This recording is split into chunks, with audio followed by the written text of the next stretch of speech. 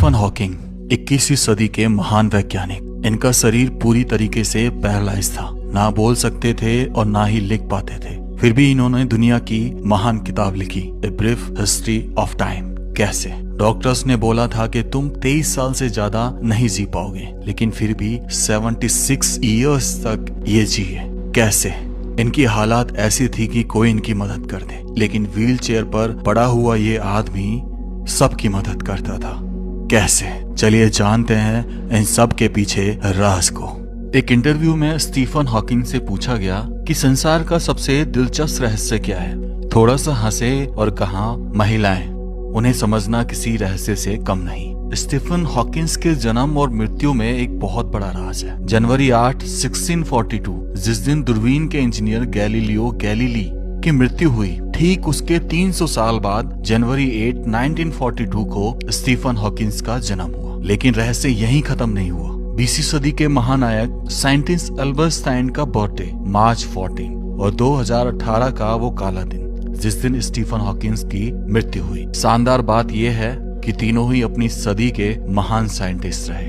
2010 में दिए गए एक इंटरव्यू में जब स्टीफन हॉकिंग से पूछा कि आप अपने बच्चों को क्या सलाह देना चाहेंगे, उन्होंने मुस्कुराकर कहा, मैं अपने बच्चों को 3 सलाह देना चाहूंगा।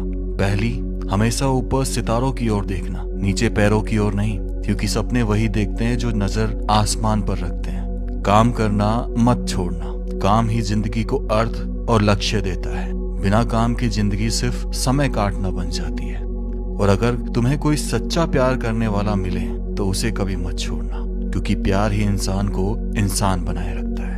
एक एवरेज स्टूडेंट होने के बावजूद उन्हें स्कूल के दिनों में अल्बर्ट आइंस्टीन कहा जाता था, क्योंकि उन्हें स्पेस, टाइम और यूनिवर्स की गजब की नॉलेज थी। स्टीफन हॉकिंग एक एवरेज स्टूडेंट से जब ईयर 2010 में उनका इंटरव्यू चल रहा था, तब उन्होंने बताया था कि वो 8 साल तक पढ़ना नहीं सीख पाए थे और ग्रेड स्कूल से लेकर ऑक्सफोर्ड जाने तक वो एक लेजी स्टूडेंट हुआ करते थे।